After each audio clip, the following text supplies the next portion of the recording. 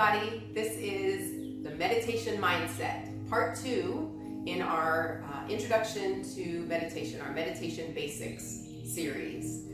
I wanted to spend this short video working on how do you approach meditation. So many people approach meditation with this very, very high expectation of, I have to be able to clear my mind completely. I have to be able to be completely still. I can't have thoughts coming and going. And there's a lot of judgment and frustration because people feel like I can't do it right. And that concept of doing it right or being good at meditation all has to do with judgment. And so that is actually counterproductive to you having a really beneficial meditation session. And so I want to start with talking about what the normal, natural mind does when left to its own devices.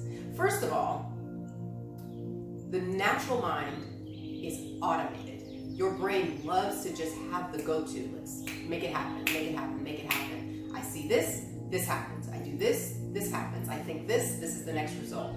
And it gets very good at creating patterns. And so if you don't counteract those patterns, your brain will just do its normal automated action, like a computer or like a machine.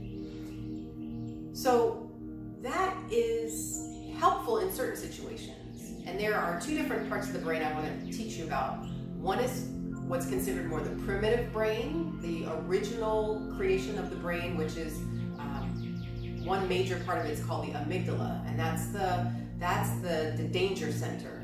How do you keep people from being eaten by a tiger? You let their brain recognize that that's danger. So the brain recognizes, oh, that's something that could eat me and I'll be dead, so run. And so the amygdala the whole job is to find danger and threat in the environment. Wherever you are, whatever you're doing, the amygdala is looking for danger. So the difference is now we're not really living with the tigers unless you're going camping, bears and things like that. So the threats that we have are not necessarily life-threatening, but the brain wants to try to give you the same signals, the same chemical messengers that says you're going to die if this thing doesn't get dealt with right now. And so that brings up a lot of stress, a lot of anxiety, and a lot of the things that happen they don't have to be that scary. They can be dealt with a plan. They can be dealt with later. They don't have to be dealt with now, like your brain tries to tell you. So beware of the primitive brain jumping in and telling you there's danger. That's its job, but it's not always the truth.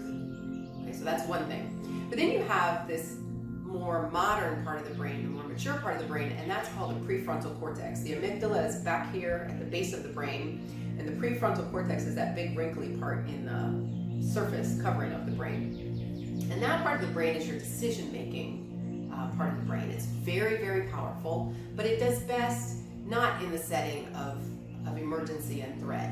It does better when you think in advance, you practice using that part of your brain, and that also keeps you safe, but it's the well thought out decision-making part of the brain. So keep in mind that you've got these almost warring sides of the brain trying to do their own thing. They're all trying to do the same thing, which is take care of you. But one is trying to work on emergencies and the other one's trying to make good decisions. Okay? I want to offer you a couple of thoughts to take into your practice. First of all, the big one, as one of my mentors taught me, is you are the mother of your mind. I know you've heard me say that before.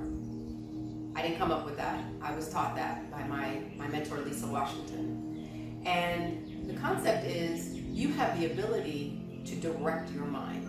You can teach it to go where you want it to go. Take some practice, just like mothering a toddler. But if you think of your brain as a immature toddler that needs some direction, needs some guidance, you don't get mad at it. You just realize that we need to practice thinking differently here. I think the amazing thing about the mind and about humans is that we are the only beings who have the ability to take on what's called the watcher role, where we can step back and watch ourselves think.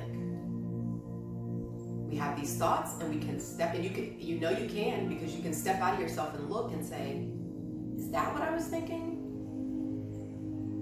Is that what I want to think? How do I want to think about that? So there's a difference between your mind and the thoughts that it offers you and you. Two separate things. You don't have to accept every thought that comes from your mind. You can choose to accept or reject it. And that's how you can be the watcher. You can be the mother. I want to also offer you the thought that judgment is not helpful in meditation. It's not helpful in much, but it's definitely not helpful in meditation.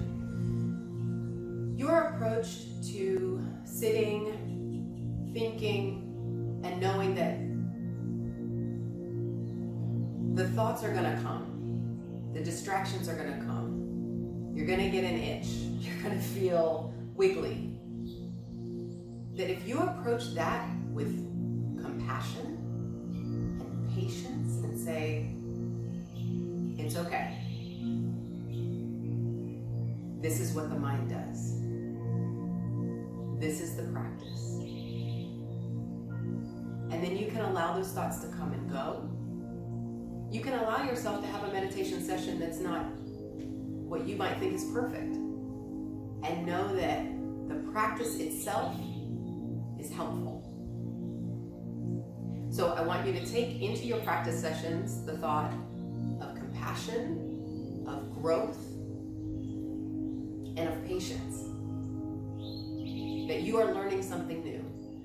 And that if your toddler were running around, crashing into things, falling down, getting up, falling down, getting up, you wouldn't think that they were doing anything wrong, because that's what they're supposed to do. They're supposed to learn. They're supposed to make mistakes. This is the same. Your meditation practice is you learning to do something new. And you will get better at it the more you practice. So that's it for today. Thank you for joining me, and we will see each other for the next video, which is going to be the practicals, the how-tos. Okay, we'll get down into some of the nitty-gritty next time. Thanks for being here.